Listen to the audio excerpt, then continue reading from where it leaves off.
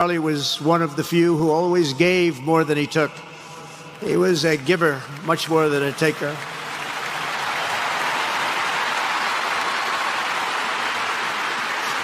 And no matter how big Charlie became, no one was too small for him to notice. He was good to everybody. Didn't matter.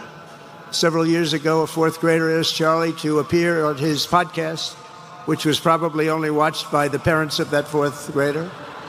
And Charlie, who was actually pretty hot at the time, to be honest, he agreed, and the boy asked for advice. Charlie replied, the left. I call it the radical left. I call it sometimes the radical left lunatics.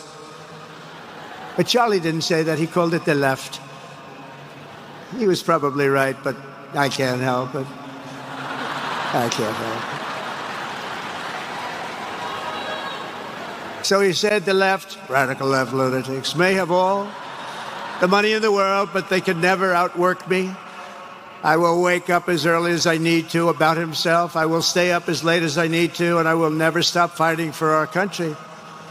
And he did this until his dying breath. That's what he was doing. That's what he was doing. Think of it. Wow. What a horrible moment. I was in the Oval Office when I heard they came in, and it was like a surreal experience, a terrible, terrible. I had some very big people in the Oval Office, and I was in the midst of a very important conversation for our country. I said, you have to leave now, right now, please. By his own determination and skill, Charlie Kirk built Turning Point from his humble beginnings, the beginnings that nobody believed could ever end up something like this, into a great movement and a juggernaut of American politics. And, you know, we have a massive stadium loaded up with people, but he got tremendous crowds before he had this kind of horrible news and before we had to hear what happened so terribly.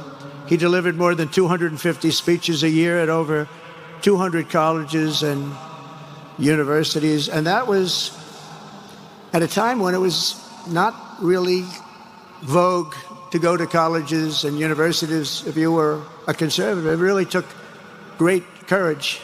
And we used to talk, and I said, you know, I think they're much more conservative than we know. And he agreed. Charlie set up chapters on 2,200 campuses and spoke at more than 1,000 churches.